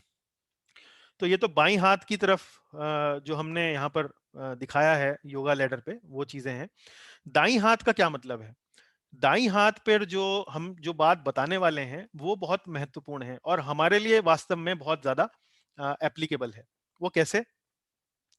दाईं हाथ पर जो बात दिखाई गई है वो दिखाई गई है कि जो व्यक्ति भक्ति में अपने आप को लगाने लगता है, वो व्यक्ति किसी भी इन इन अलग अलग प्रोसेसेस की उसको जरूरत नहीं रहती है। मतलब यदि कोई व्यक्ति विकर्मी भी है, यदि कोई व्यक्ति आसुरी स्वभाव का भी है, शास्त्रों का पालन नहीं करता है, किसी प्रकार का कोई धार्मिक कार्य नहीं करता है, तो वह भी यदि भक्ति के अंगों का पालन करेगा तो धीरे धीरे धीरे धीरे कर कर वह उच्चतम स्तर तक पहुंच सकता है। उसे ऐसा नहीं है कि कोई कर्म कांड करना है या कर्म योग करना है या ज्ञान योग करना है या ध्यान योग करना है, कोई आवश्यकता नहीं है। सीधा सीधा भक्ति के अंगों का पालन करे और वह टॉप मोस्ट डेस्टिनेशन पर पहुंच सकता है। इसी तरह से जो व्यक्ति कर्मकांड के स्तर पर है, जो व्यक्ति कर्म योग के स्तर पर है, ज्ञान योग के स्तर पर है या ध्यान योग के स्तर पर है, वे लोग भी जैसे जैसे उनको श्रद्धा होती है, किसी भक्त के माध्यम से उन्हें श्रद्धा मिली, किसी भगवत गीता पुस्तक के माध्यम से उन्हें श्रद्धा मिली, तो जैसे ही उन्हें ये श्रद्धा उनको थोड़ी सी मिलती है और वो भक्ति का अभ्यास करना आरंभ कर देते हैं, भक्ति के अंगों का पालन करना आरंभ कर देते हैं, तो वे भी बिना किसी ये जो रेगुलर जो योगा लैडर है, कर्मकांड, कर्म योग, ज्ञान योग, ध्यान योग, इस योगा लैडर से मुक्ति पाकर, इस योगा लैडर को ना पालन करते हुए, सीधा भक्ति के नियमों का पालन करते हुए वे भी सीधा भगवान श्री कृष्ण तक पहुंच सकते हैं। तो ये योगा लैडर की ये जो अंडरस्टैंडिंग है, अगर ये आपके माइंड में क्लियर होगी, तो आप भगवत गीता में ये जो चर्चा हो रही है, और ये चर्चा किस बात की है, जैसा कि मैंने कक्षा के शुरुआत में ही आपको बताया, ये चर्चा है अर्जुन के हृदय में कुछ कल्मश आ गया था। भगवान को कल्मश दूर करने के लिए उसने भगवान ने अर्जुन को उपाय बताने आरंभ किए। अर्जुन पहले से ही जानता है कि संन्यास लेना क्या होता है, कर्म क्या होता है, वो पहले से ही जानता है, लेकिन कंफ्यूज हो जाता है कि मैं कौन सा रास्ता लूं। तो भगवान जो है वास्तव में उसको अलग अलग प्रकार की जो योग हैं भगवत गीता में वो समझाते हैं। तो अध्याय 3 में बताते हैं कि तुम्हारे लिए कर्मयोग ही श्रेष्ठ है, या तो उदाहरण प्रस्तुत करने के लिए करो, हैं, और यदि तुम अगर कर्मयोग करते रहोगे, निष्काम भाव से करोगे, तो तुम चिंता मत करो, तुम भी मुक्ति प्राप्त कर सकते हो। इसी प्रकार से अध्याय 5 में भी वो कर्मयोग और ज्ञान योग के बारे में उसको बता रहे हैं। तो ये जो योगों की जो तुलना है पूरे के पूरी भगवत गीता में, वास्तव में भगवान श्री कृष्ण ने जो अर्जुन का जो समस्या थी उसको अलग अलग योगों की तुलना करते हुए, अलग अलग योगों की व्याख्या करते हुए अर्जुन को उत्तर देने का प्रयास किया है। तो इसलिए यदि आपके मन में, आपके दिमाग में यदि इन विभिन्न प्रकार के योगों का विश्लेषण साफ होगा, दिमाग में बात समझ में आएगी, तो आपको यो भगवत गीता का जो पाठ पाठ है या जो पढ़ाई है वो आपके लिए बड़ा सरल हो जाएगी। अब इस चित्र में मैंने क्या दिखाया है? इस चित्र में मैंने योगा लैडर को वही चित्र के माध्यम से दिखाने का प्रयास किया है। देखिए ये जो महाशय यहाँ जो बैठे हैं, right hand bottom corner, right hand bottom corner जो स्क्रीन पे आपका है, उसमें ये जो बैठे हुए हैं योगी, ये ज्ञान योगी हैं जो निराकार पर ध्यान लगा रहे हैं। तो ज्ञान योगी धीरे धीरे प्रोग्रेस करते हुए वो ध्यान योगी में ध्यान योगी के लेवल पर पहुंचते हैं। अब ये जो ध्यान योगी हैं ये हृदय में स्थित परमात्मा पर ध्यान लगा रहे हैं, और ध्यान योगी से धीरे धीरे ये ध्यान योगी जो है वो भक्ति योगी हो गया है। भक्ति योगी यहाँ पर देख रहे हैं आप, ये एक भक्त के साथ कीर्तन में नृत्य कर रहा है, भगवान के विग्रहों के सामने एक भक्त के साथ नृत्य कर रहा है। और ये फिर देखा गया है कि ये जो ध्यान योगी से भक्ति योगी बना, ये जो ट्रांसफॉर्मेशन हुआ, इसके बाद इसने अपना भगवान की भक्ति शुरू करी, और भगवान की भक्ति प्राप्त करके वो सीधा भगवान के धाम पहुंचता है। तो ये एक जो रेगुलर जो योगा लैडर आपने पिछले पिछले स्क्रीन पर देखी या पिछली स्लाइड में देखी, ये उसी का एक तरीके से चित्र के रूप में उसका वर्णन है कि इस योग आज लेडर में ज्ञान योग से ध्यान योग और ध्यान योग से आगे भक्ति योग।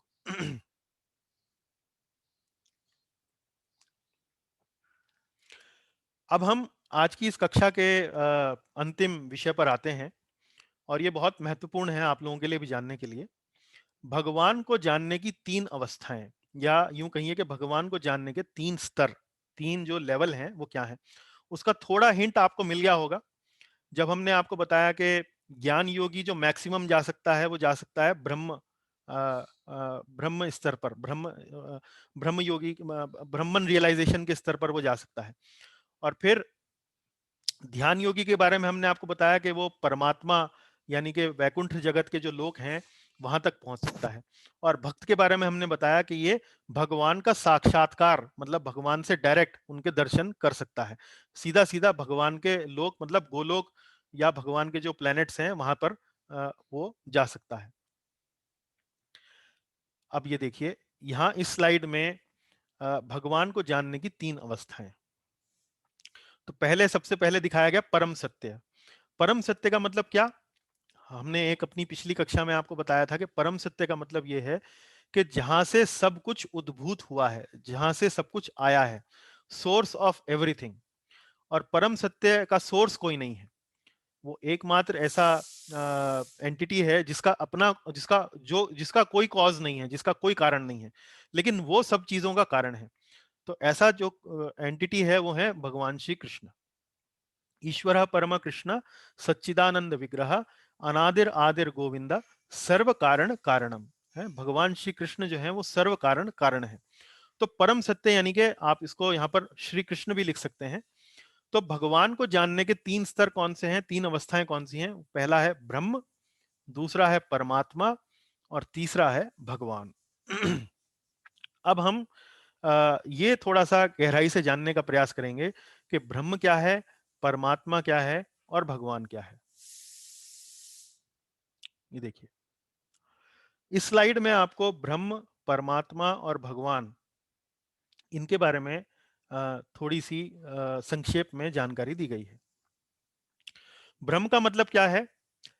ब्रह्म का मतलब यह है कि इसमें जो साधक है, जो प्रैक्टिशनर है योग का, वो इस बात को समझने लगता है कि इस जगत में कोई एक छुपी हुई शक्ति है, कोई एक सर्वव्यापी शक्ति है जो उस पूरी की पूरी जगत को, पूरी की पूरी क्रिएशन को चला रही है। वो शक्ति कौन है? क्या वो शक्ति कोई व्यक्ति है? क्या वो शक्ति कोई पुरुष है? क्या वो शक्ति कोई महिला है? वो शक्ति कौन है, इस बात का उसको अभी जानकारी नहीं होता है। वो नहीं जानता है कि वो शक्ति कौन है। हाँ, वो इतना जानता है कि इस पूरी की पूरी जगत को, पूरी की पूरी क्रिएशन को कोई एक इनविजिबल फोर्स है, कोई एक अदृश्य शक्ति है, सर्वव्यापी है, जो इस पूरी की पूरी जगत को, पूरी की पूरी क्रिएशन को चला रहा है। और वो निर्विशेष है। निर्विशेष मतलब ना उसका कोई नाम है, ना उसका कोई रूप है, ना उसका कोई आकार है, ना उसका कोई फॉर्म है, कोई उसके साथ एट्रीब्यूट्स नहीं है।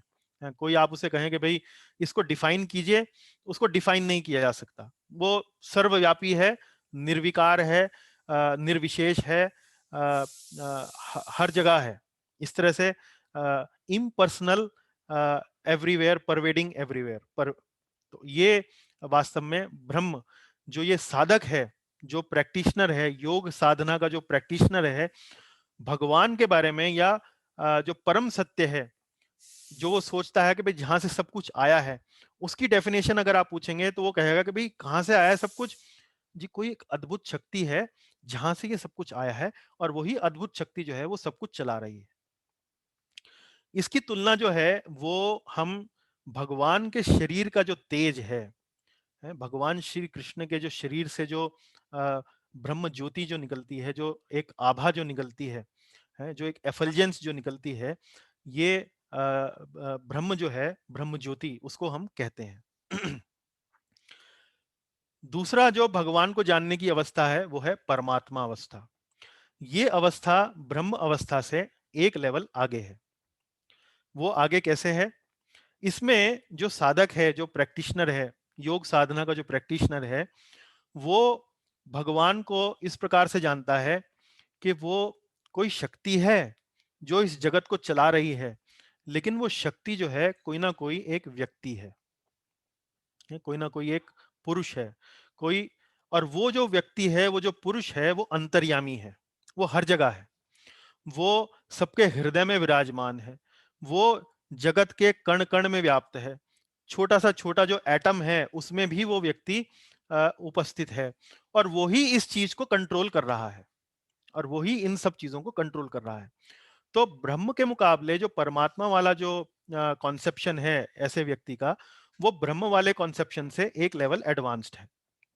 ये मानता है कि कोई ना कोई शक्ति चला रही है, लेकिन ये उस शक्ति को एक एट्रीब्यूट दे रहा है कि वो कोई ना कोई व्यक्ति है, कोई ना कोई पुरुष है, कोई एक व्यक्ति है जो इस सब चीजों को चला रहा है, और जो हर अणु में विद्यमान है, हर एक के हृदय में विराजमान है, अंतर्यामी है। वो चेतन है और प्रकृति का नियंत्रक है, वो निर्विशेष नहीं है, वो चेतन है।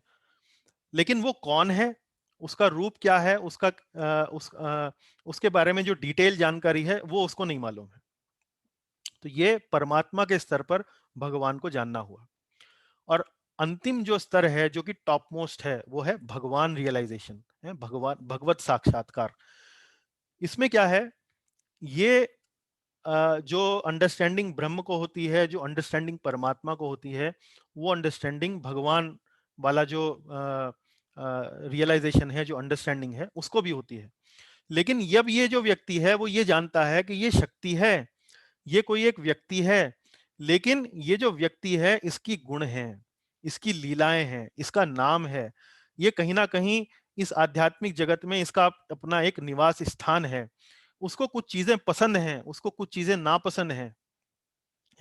उसके साथ हम ऐसे बात कर सकते हैं जैसे हम एक दूसरे के साथ, व्यक्ति या मनुष्य जो है वो एक दूसरे के साथ बात कर सकता है।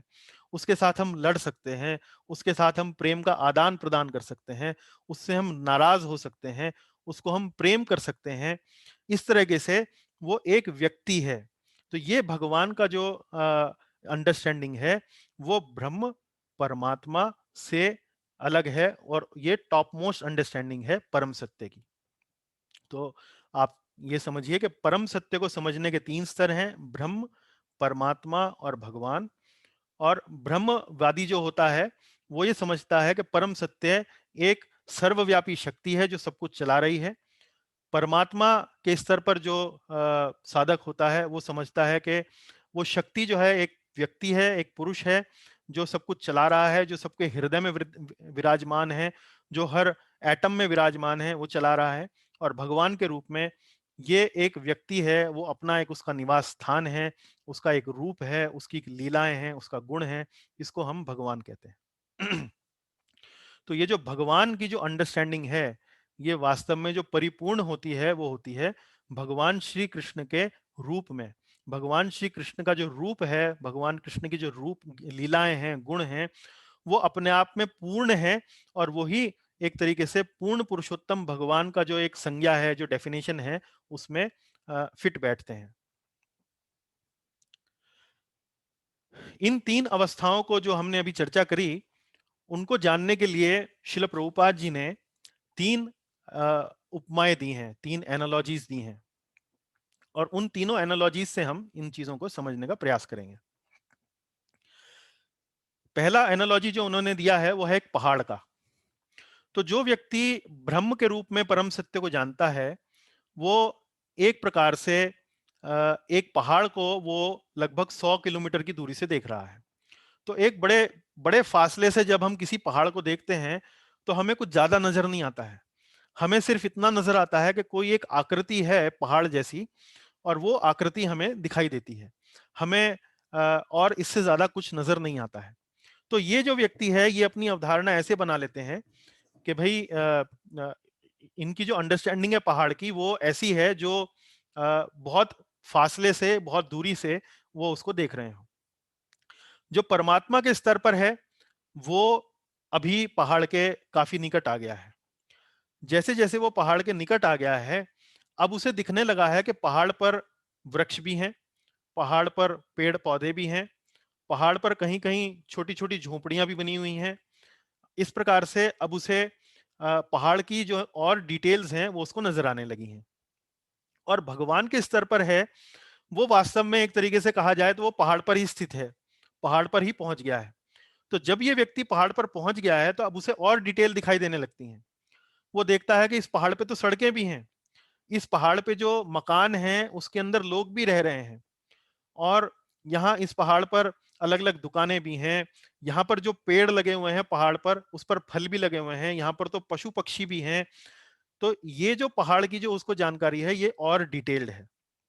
तो ये जो तीन प्रकार के आध्यात्मवादी हैं ये एक ही वस्तु को तीन अलग अलग तरीके से दिखाते हैं, तीन अलग अलग दृष्टिकोणों से देखते हैं। चीज वही है, लेकिन एक की अंडरस्टैंडिंग थोड़ा कम है, दूसरे की अंडरस्टैंडिंग थोड़ा उससे ज्यादा है, और तीसरा जो ब्रह्म भगवान वाले स्तर पर है उसकी अंडरस्टैंडिंग परफेक्ट है। परफेक्ट मतलब वो एग्जैक्टली exactly समझता है कि वो कहाँ है, क्या देख रहा है। यदि वो 100 किलोमीटर दूर चला जाएगा तो यही चीज जो है वो ऐसे दिखेगी, 5 किलोमीटर से देखेगा तो ये चीज ऐसे दिखेगी। तो ये जो भगवान वाले स्तर पर जो व्यक्ति है इसकी जो समझ है वो कंप्लीट है। इसी तरीके से रेलगाड़ी का उदाहरण भी देते हैं। तो अंधेरे में अगर रेलगाड़ी कहीं बहुत दूर से कहीं आ रही हो और उसकी जो इंजन के ऊपर जो लाइट लगी होती है, तो आप जब वो बहुत दूर से आती होगी और आप सड़क की पटरी पर, उसकी रेलगाड़ी की पटरी पर खड़े होंगे, तो आपको कुछ नजर नहीं आएगा, आपको सिर्फ एक बड़ी बड़ी लाइट नजर आएगी, है ना। तो यदि ऐसा व्यक्ति अब उससे पूछा जाए कि भाई रेलगाड़ी क्या होती है, तो कहेगा भाई रेलगाड़ी तो एक बहुत बड़ी लाइट होती है, और उसमें आवाज भी आती है, उसमें सीटी भी बजती है, वो एक बहुत बड़ी लाइट होती है। लेकिन वही व्यक्ति जब उस रेलगाड़ी के थोड़ा और नजदीक जाएगा तो देखेगा कि उस रेलगाड़ी में इंजन भी है, उस रेलगाड़ी के पीछे काफी सारे डिब्बे भी हैं। तो वो उसी व्यक्ति से यदि आप पूछें भाई रेलगाड़ी क्या होती है, वो कहेगा कि जी उसमें तो इंजन भी होता है, उसमें तो लाइट भी लगी होती है, उसमें डिब्बे भी लगे होते हैं, और वो चलती है, एक जगह से दूसरी जगह हिलती है। इस प्रकार से वो व्याख्या करेगा। लेकिन अब तीसरा व्यक्ति है जो रेलगाड़ी को रेलवे स्टेशन पर देखता है। अब ये व्यक्ति है वो देखता है कि रेलगाड़ी के इंजन में तो ड्राइवर भी है, रेलगाड़ी के डिब्बे के अंदर यात्री हैं, वहां पर सीटें लगी हुई हैं, एक एक रसोई का इंतजाम भी है, वहां पर शौचालय भी बना हुआ है, अलग अलग डिब्बे हैं, और काफी सारी डिटेल है। तो ये जो तीसरे स्तर का व्यक्ति है ये है भगवान वाला जो स्तर, जहां पर वो हर चीज को बारीकी से उसको देखता है। तो ये स्तर पर जो व्यक्ति होता है वो रेलगाड़ी को बिल्कुल जो दूर से देखने वाला है उसको समझा सकता है, और जो परमात्मा है, जो उसने देखा है परमात्मा के स्तर पर, मतलब जो पास से रेलगाड़ी को जिसने देखा है उसको भी समझा सकता है। तो इसकी अंडरस्टैंडिंग जो है वो बिल्कुल पूरी की पूरी कंप्लीट है, जो रेलगाड़ी को स्टेशन पर देखता है। इसी तरीके से प्रभुपाद जी ने एक तीसरा उदाहरण भी दिया है, वो है सूरज का, सन ग्लोब। तो ये उदाहरण का मतलब, ये उदाहरण कैसे है कि सूरज का मतलब क्या, सूरज को हम तीन लेवल पर समझ सकते हैं। पहला लेवल क्या, कि जब हमारे कमरे में सुबह सुबह धूप आए तो हम कहते हैं कि भाई सूरज उग गया, सूरज आ गया। हालांकि हमने सूरज को बाहर जाकर प्रत्यक्ष रूप से नहीं देखा है, लेकिन धूप आने का मतलब क्या है कि सूरज आ गया। तो एक तरीके से सूरज को वो धूप के रूप में समझ रहा है, यानी कि धूप क्या, एक प्रकाश है जो हर तरफ व्याप्त है, जो हर तरफ मौजूद है। तो ये सूरज को इस प्रकार से देख रहा है। दूसरा व्यक्ति देखता है कि भाई ये जो सूरज की जो धूप है वो वास्तव में कहां से आ रही है। वो देखता है कि आकाश में एक बहुत बड़ा गोला है और वहां से ये सब चीज वास्तव में आ रही है। तो इस व्यक्ति की जो परमात्मा के स्तर पर है, उसकी ब्रह्म वाले स्तर वाले व्यक्ति के मुकाबले उसकी सूरज की जो अंडरस्टैंडिंग है वो अधिक है। और तीसरा जो है वो है कि जो सन डिस्क के अंदर जाकर जब वो सूर्य देव जो विवस्वान हैं, जो उस सूर्य ग्रह के जो अधिष्ठाता देव हैं, जब वो उनसे मिलता है तो कहता है कि भैया यही तो वास्तव में इस सूर्य जो जो ग्रह है, इसके जो नियंत्रक हैं, इसमें जो शक्ति का जो संचार हो रहा है, तो ये सूर्य देव विवस्वान के माध्यम से हो रहा है। यही इसके एक तरीके से अधिष्ठाता देव हैं। तो ये हो गया भगवान रियलाइजेशन, जहां वो सूरज को न केवल धूप और गोले के रूप में बल्कि एक व्यक्ति के रूप में भी समझने लगता है। तो ये ब्रह्म, परमात्मा और भगवान, ये भगवान को जानने की जो 3 अवस्थाएं हैं, या जो परम सत्य को जानने की जो 3 अवस्थाएं हैं, ये उनका एक उपमा के रूप में समझाने का छोटा सा प्रयास है। तीसरा, ये जो अब आप स्लाइड देख रहे हैं आपके सामने, ये चित्र के माध्यम से आपको ये तीनों कॉन्सेप्ट मैं यहां पर समझाने का प्रयास कर रहा हूं। तो देखिए, ब्रह्म क्या, बहुत एक ब्राइट लाइट, सर्वव्यापी एक शक्ति है। तो ये ब्रह्म वास्तव में इसे कहते हैं कि जहां आपको और कुछ समझ में नहीं आता, बस एक बहुत ब्राइट लाइट है। तो जब हम कहते हैं ब्रह्मलीन हो जाना, आध्यात्मवादी जो कहते हैं कि वो तो ब्रह्मलीन हो गए, ब्रह्मलीन का मतलब क्या है कि वो जो आत्मा का जो एक छोटा सा अणु है, जो जो स्पार्क है, वो इस लाइट के अंदर वो तैरता है, वो इस लाइट के अंदर एग्जिस्ट करता है। उसका जो अस्तित्व है, उस स्पार्क का, आत्मा का जो कण है, उसका जो अस्तित्व है, वो अस्तित्व समाप्त नहीं होता है, लेकिन वो इस भगवान से, शरीर से जो तेज निकलता है, उस तेज में वो अपना वहां पर रहता है। दूसरा स्तर जो है वो परमात्मा स्तर, इसमें दिखाया गया कि चतुर्भुज विष्णु स्वरूप जो भगवान का है, भगवान का जो विस्तार है, वो विस्तार यहाँ पर दिखाया गया है कि हर प्राणी के हृदय में विराजमान है। देखिए, यहाँ अलग अलग प्रकार के प्राणी दिखाए गए हैं। एक पक्षी दिखाया गया है, एक साधु दिखाया गया है, एक शेर दिखाया गया है। तो यही जो परमात्मा है, ये हर इस प्राणी के हृदय में विराजमान है। तो ये अंतर्यामी, अंतर्यामी मतलब हर एक के हृदय में है। ये हृदय के साथ साथ हर एटम में भी हैं, हर अणु में भी हैं। और ये जो आप एक्सट्रीम राइट पर जो आप चित्र देख रहे हैं, वो है भगवान श्री कृष्ण, पूर्ण पुरुषोत्तम भगवान श्री कृष्ण। तो इन्हीं भगवान श्री कृष्ण से इनका जो विस्तार है, वो है विष्णु जी का चतुर्भुज रूप। और ये जो भगवान के शरीर से ये जो तेज निकल रहा है, जो आप देख रहे हैं, ये जो तेज निकल रहा है, ये वास्तव में यही, ये जो है ब्रह्म ज्योति है। तो ये ब्रह्म ज्योति का स्रोत क्या है? ये है भगवान श्री कृष्ण।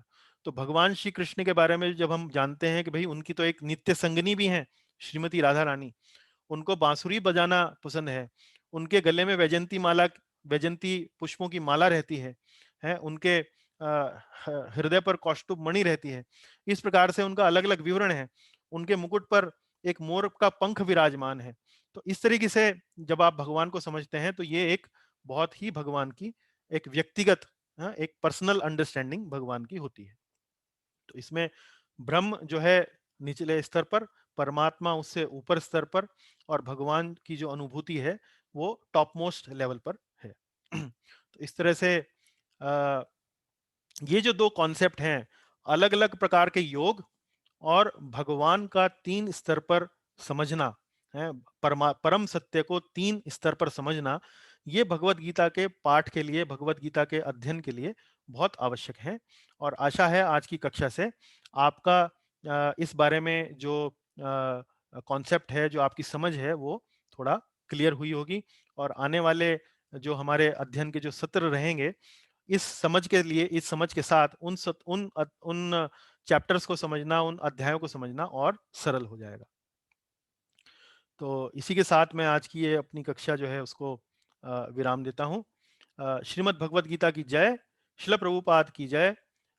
यदि अब आपका कोई प्रश्न है, कोई टिप्पणी है, तो हम कर सकते हैं। मैं आपको अब अनम्यूट करने का आप कर सकते हैं।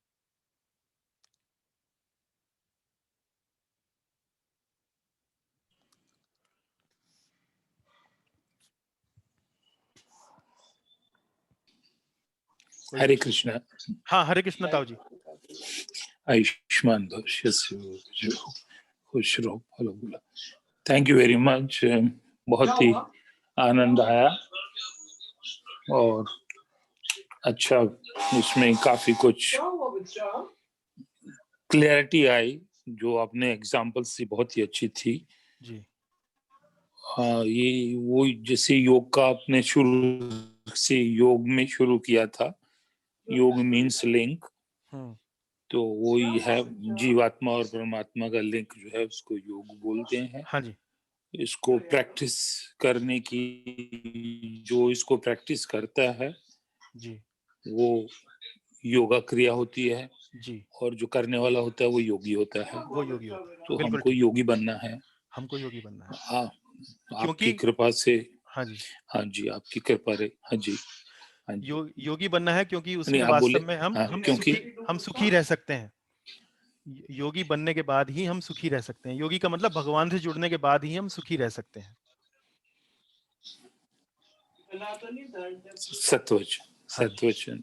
चलिए बहुत बहुत वसुदेव धन्यवाद। सुतम देवम कंस चानूरमर्दन देवकी परमानंदम कृष्ण वंदे जगतगुरु। हरे और कृष्ण। हरे कृष्ण जी। अन्य कोई प्रश्न? Very timely, very well done.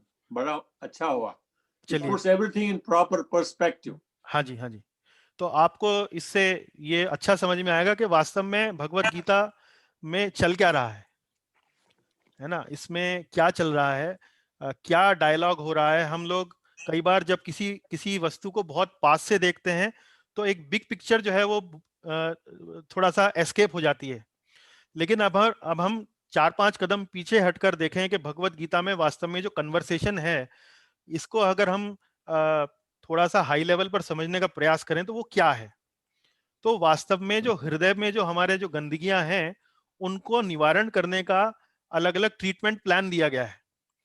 Arjun पूछता रहता है कि ये ट्रीटमेंट प्लान लूं कि ये ट्रीटमेंट प्लान लूं। तो भगवान बताते हैं कि भाई देखो, ये ट्रीटमेंट प्लान लेना ठीक रहेगा, दूसरा ट्रीटमेंट प्लान तुम लोगे तो नहीं चलेगा, और बेस्ट ट्रीटमेंट प्लान लेना है तो ये है।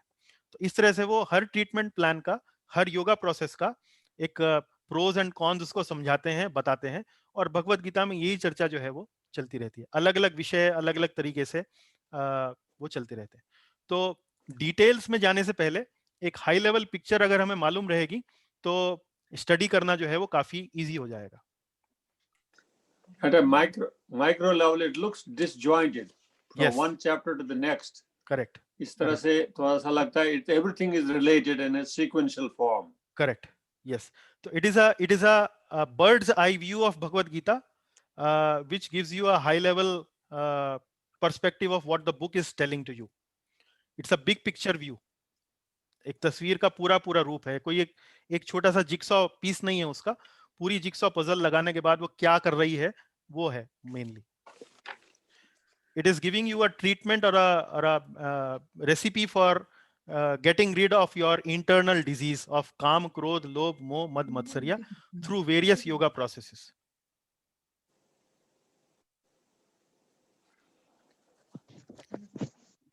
Hello. Hello, Hare Krishna. Yes. Hare Krishna ji. भक्ति के कौन-कौन से अंग है, ज़रा ये बताएँगे? हाँ माता जी, भक्ति जो है उसके वास्तव में 9 अंग होते हैं।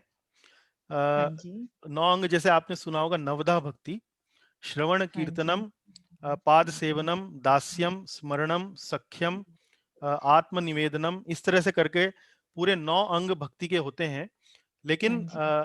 हमारे को जो हमारे आचार्यगण ने या वैष्णव आचार्यों ने जो 2 प्रमुख अंग जो बताए हैं, वो है हाँ जी। श्रवण और कीर्तन। कीर्तन। श्रवण का मतलब ये है कि भगवान की कथाएं सुने, हाँ और जी। कीर्तन का मतलब ये है कि भगवान के नामों का जप करें, भगवान की हाँ कथाओं को जी। पढ़ें। जैसे रामायण हाँ है, जी। गीता है, भागवत है, इन कथाओं को हाँ पढ़ें जी। और पढ़कर किसी को हाँ जी। सुनाएं।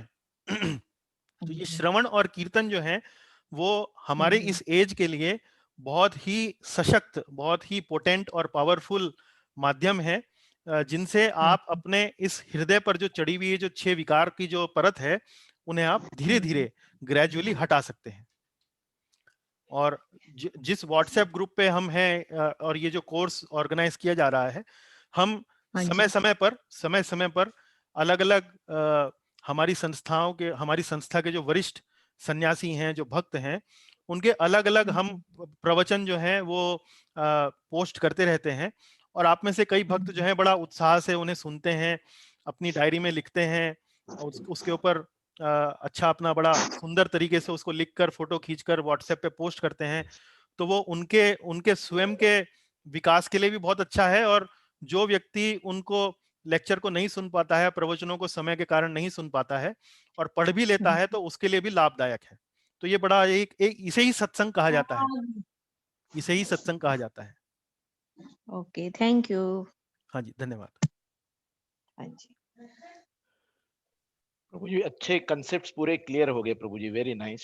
बहुत अच्छा लगा, ये वापस अपनी रिवीजन हो गई हाँ जी, और सब तरीके के योग और ये जो आपने अभी एक्सप्लेन किया आई थिंक इसका जरूर अपने को फायदा होगा जब हम आगे आगे के चैप्टर्स पढ़ेंगे तो। हाँ जी, बहुत अच्छा लगा। तो भगवत गीता में पहले जो 6 चैप्टर हैं उनमें विशेष रूप से कर्मयोग और ध्यान योग बताया गया है।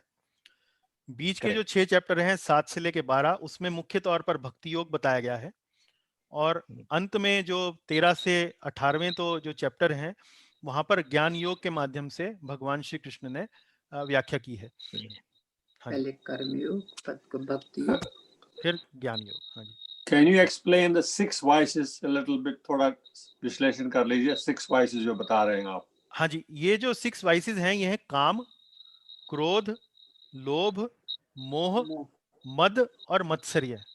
काम का मतलब है लस्ट। लस्ट मतलब desires to enjoy our self, that is lust. क्रोध का मतलब है anger, when the desires don't get fulfilled then the people get angry, है ना। काम, क्रोध, लोभ। लोभ मतलब when we have desires, the desires creates a feeling of greed inside us to enjoy more and more, that is lobh. Moh is when we have desires and when we have जब हमारी ये जो कामनाएं होती हैं और हम इन कामनाओं के माध्यम से किसी चीज से जब हमारी आसक्ति हो जाती है, that is something like मोह। ये अर्जुन की समस्या थी। गीता में जो अर्जुन को जो समस्या हुई थी वो थी मोह की।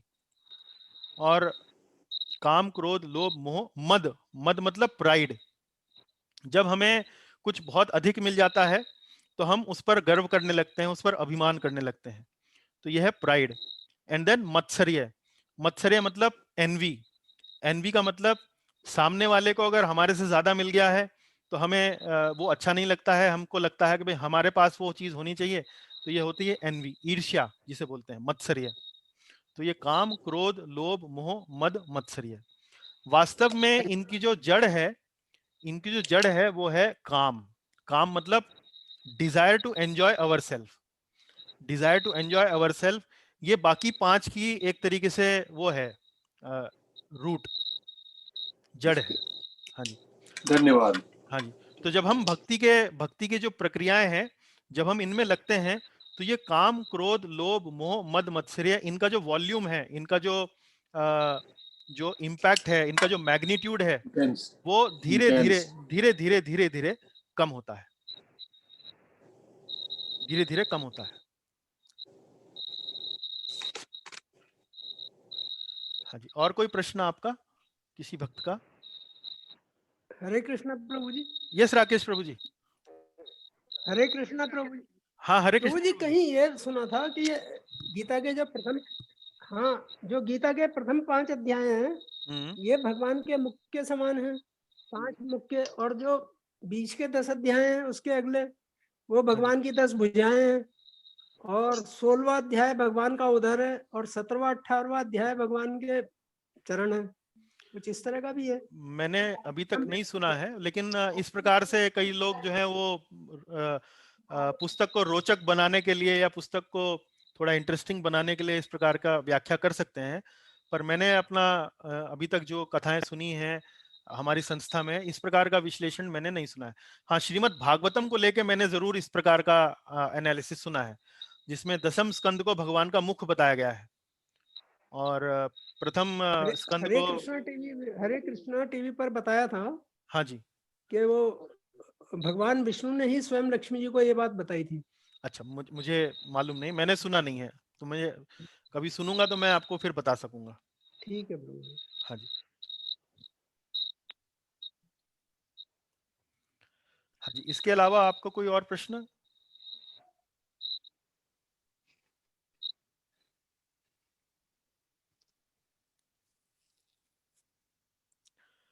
चलिए, यदि और कोई प्रश्न नहीं है, कोई और आपका कमेंट नहीं है, तो आज की कक्षा हम यहीं पर विश्राम देते हैं।